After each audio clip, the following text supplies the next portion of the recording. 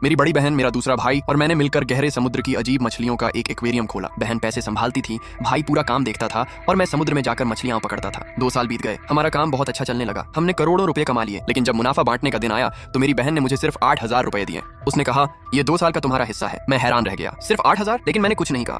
मैं चुपचाप वहां से चला गया और अपना खुद का समुद्री मछलियों का एक्वेरियम खोलने का फैसला कर लिया। जिस दिन मेरा एक्वेरियम खुला, मैं 10 फुट से भी बड़ा एक खूंखार स्क्विड लेकर पहुंचा। उसे देखकर सब लोग दंग रह गए और ये तो बस शुरुआत थी। मेरी बहन बोली, आज मुनाफा बांटने का दिन है। भाई ने कहा, हाँ, हिसाब तैयार है। 2 साल का कुल मुनाफा 2 करोड़ रुपए है। सब खुश हो गए, हम सच में बहुत अमीर हो गए। फिर बहन मेरी तरफ देखकर बोली, लेकिन इसमें तुम्हारा कोई बड़ा हाथ नहीं है। उसने फिर वही 8,000 रुपए मेरी तरफ बढ़ा दिए। मैंने पूछा, ये क्या मजाक है? वो बोली, हमने पहले ही तय किया था कि मुनाफा बांटेंगे, लेकिन असली काम हमने किया है। पैसे मैंने लगाए, सारा काम तुम्हारे भाई ने संभाला। तुम तो सिर्फ समुद्र में जाकर मछली पकड़ते हो, ये काम कोई भी आदमी कर सकता है। हमने तो तुम पर एहसान किया कि तुम्हें यहाँ काम दिया। फिर उसने मेरी तरफ देखकर कहा, तुम्हारा चेहरा ऐसा है, तुम्हारा मुंह ऐसा है, तुम्हें कहीं और नौकरी भी नहीं मिलती। मैंने कहा, लेकिन इन 2 साल में मैंने अपने पैसे से मछली पकड़ने का सामान खरीदा। भाई हंसते हुए बोला, तुम्हारा वो सस्ता सामान किसी काम का नहीं है। हमारी एक मशीन की कीमत ही करोड़ों में है। मैंने फिर पूछा, तो 2 साल की मेहनत की कीमत सिर्फ 8,000? बहन बोली, तुम्हें इतना भी इसलिए दे रहे हैं क्योंकि हमें तुम पर तरस आ गया। अगर तुम्हारी वजह से माँ की मौत नहीं होती तो आज सब अलग होता। ये बात मैं बचपन से सुनता आ रहा था। जिस दिन मेरा जन्म हुआ था उसी दिन माँ की मौत हो गई थी। तब से सब लोग मुझे ही दोष देते थे। बचपन में भी लोग मेरा मजाक उड़ाते थे, ये कैसा मुंह है इसका, कितना डरावना दिखता है। मैं चुप रहता था। समुद्र ही एक ऐसी जगह थी जहाँ मुझे सुकून मिलता था। एक दिन समुद्र में मुझे एक बुजुर्ग मिले। उन्होंने कहा, क्या तुम मुझे पहचानते हो? मैंने कहा, आप वही हैं जिन्हें मैंने 1 साल पहले डूबने से बचाया था।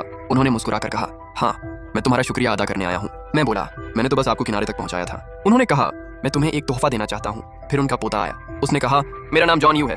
दादाजी को जरूरी काम से जाना पड़ा, उन्होंने ये चीज आपके लिए छोड़ी है और उन्होंने मुझे कहा है कि अगर आप अपना खुद का एक्वेरियम बनाना चाहें तो मैं आपकी मदद करूं। मैंने कहा, लेकिन एक्वेरियम बनाने में बहुत पैसे लगते हैं।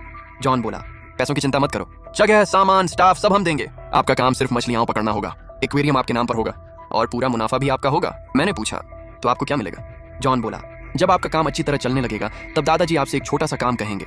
अगर आप नहीं करना चाहेंगे तो कोई जबरदस्ती नहीं करेगा। मैंने उनकी बात मान ली। कुछ ही समय में मेरा एक्वेरियम बनना शुरू हो गया। जॉन और उसकी टीम ने सब संभाल लिया। मैं रोज काम पर नजर रखता था। धीरे धीरे मेरा सपना सच होने लगा। इसी बीच एक दिन मेरे भाई का फोन आया। वो चिल्लाकर बोला, कहाँ मर गए हो? हमारा नया एक्वेरियम खुलने वाला है। जो मछलियां पकड़नी थी वो कहाँ है? मैंने शांत होकर कहा, मछलियां होंगी, लेकिन तुम्हारे लिए नहीं। वो गुस्से में बोला, क्या कहा? मैंने कहा, आज पापा का 60वां जन्मदिन है ना, बहन ने बड़ा होटल बुक किया है, सब रिश्तेदार आए हैं, तुम भी आ जाओ।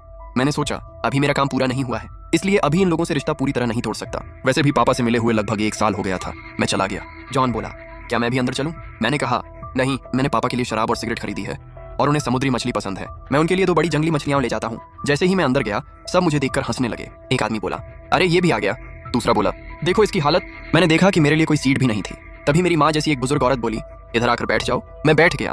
तभी मेरी बहन ने मेरी लाई हुई मछलियां देखकर कहा, बस यही तोहफा लाए हो? सब लोग हंसने लगे। आज पापा का 60वां जन्मदिन है और तुम सिर्फ 2 मछलियां लाए हो। तभी मेरा भाई गुस्से में उठा और मुझे मारने लगा।